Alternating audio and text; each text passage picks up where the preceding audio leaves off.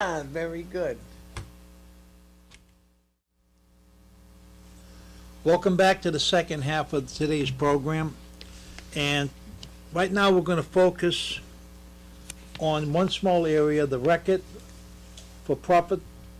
Private prisons do not provide measurable cost savings. We're going to focus on this area because, as I've said before, we're going to do several shows on this subject matter. It's just simply too big. And what I really want to do is I want to jump into a further section of this because there's one section that really highlights it. I want to catch your attention. In 1998, Arizona passed a law which retroactively prohibits taxing income from incarcerating or detaining prisoners in a for-profit prison. This is one of the big problems with privatized prisons, is that they corrupt society, they corrupt legislators, they offer them money. I'm sure that if we got into this, we would find that the legislators that pushed this kind of crap got paid, or the aides were paid to push this type of legislation. I mean, it is absolutely outrageous that you would pass a law that you cannot tax privatized prisons. Well, you know, Arizona now is one of the biggest, it's statewide, it's the biggest economic situation in the state is prisons. They basically turned the state over to a prison state. I mean, it's outrageous. And The federal government should be investigating the way it did with Enron. Yeah, exactly right. These legislators to find out, follow the money. Yeah. Because what's being done is outrageous. For profit, private prisons do not provide measurable cost savings. And that's what the beauty of this report is. They did their homework and they got into the nitty-gritty of it. I'm going to get right into it. Two primary factors guide most decisions to privatize correctional facilities: the need to relieve overcrowding and to save taxpayers' dollars. And as I just read that piece, how do you save taxpayers' dollars when you don't tax the profit institutions? That's right.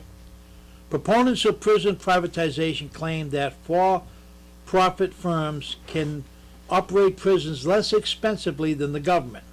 The companies regularly promise savings in the range of 15 to 20%. In reality, the promises of saving turns out to be a big exaggeration. Numerous, and I'm going to emphasize that, numerous studies have shown little or no difference in costs associated with public and for-profit correctional facilities. The following describes several of these studies.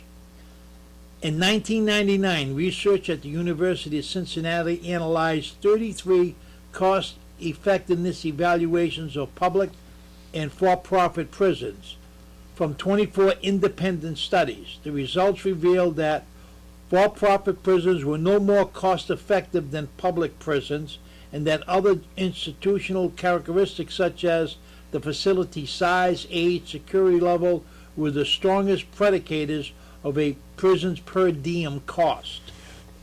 In September of 1999, Dennis Cunningham, private prison administrator, Oklahoma Department of Correction, presented comparative cost data for public and for-profit prisons in Oklahoma at the 4th Annual Privatization Correctional Facility Conference. The analysis showed that in 1999, the average cost for housing an inmate in a public-run prison in the state was $41.57 per day, was less than the cost of housing an inmate at any of the for-profit prisons in the state. Right. Congress mandated the Attorney General to study correctional privatization, including an analysis of its cost effectiveness. The 1998 study concluded that available data do not provide strong evidence of any general pattern. Moreover, the conclusion about relative cost of public versus private provisions are based on a small and dated sample. In 1998, the Tennessee legislature compared the cost of having a for-profit company run one of its facilities with the cost of running two comparable state prisons. The study showed less difference in total cost between the three prisons. It did show, however, that CCA generated a 2% profit by paying its employees almost $2 million less in annual salary and benefit than state employees. Which one of the reasons are, and is one of the hidden factors is the less pay is because they're not qualified, they're not trained, and that's where that money is, where they're saving, they're not saving money, they're not saving anybody They're putting the money. public at risk. They're putting the public at risk, right. I just wanted to make sure we got that. Right. Go ahead, you wanna go to Florida? The Florida State Office of Programming, Policy Analysis, and Government Accountability, OPPAGA, conducted a cost comparison of CCA operated Bay Correctional Facility with the Lawton State Prison of the 1996-1997 fiscal year. The comparison showed that the per diem cost for Bay was $46.08, while the per diem for the Lawton was $45.98. That CCA-run facility cost the state of Florida 10 cents per inmate per day.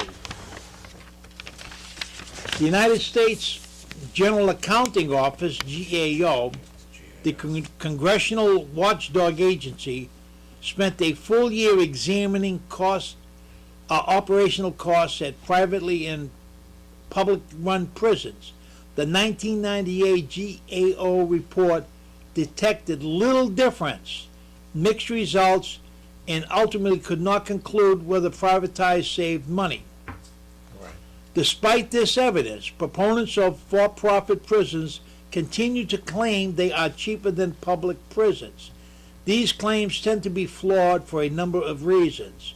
First and foremost, they tend to compare apples to oranges.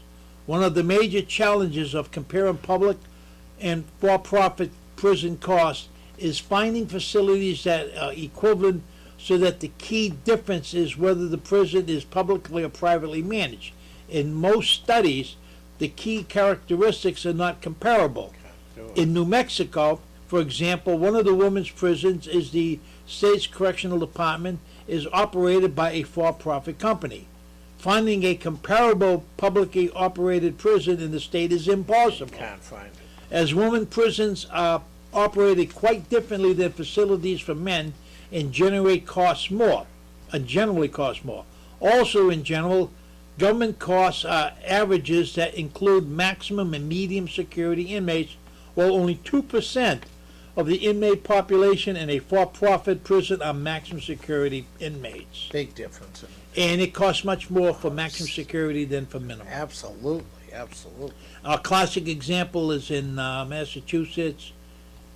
The cost of running a minimum institution is like $4,500 per day per prisoner versus 30 to 45,000 a year for maximum security. So they're really comparing apples and oranges. But they know what they're doing. It's a scam. Another flaw is that costs are often projected over a short term, such as a single fiscal year. The long-term costs of operating a for-profit prison may differ from short-term costs, and the real cost may not surface for a few years, as such facility goes through the range of experiences. For-profit companies may submit a low estimate to win a contract and then ask for unexpected fee hikes when they take over the operation of a facility. This is outrageous. A good example occurred in Monroe County, Florida.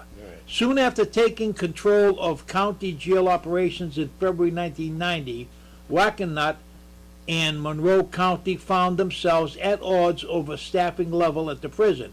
Wackenut agreed to increase its staff, but asked the county commissioner for $750,000 more to pay for it. They had to pay for the staff. After the request was denied, the sheriff's office had to take back the jail. A similar situation occurred in 1999 when Wackenhut, operating two violent plague correctional facilities in New Mexico, asked the Legislative Financial Committee to increase the state's per diem so Wackenhut could improve its facility. In each case, Wackenhut was not able to provide the level of services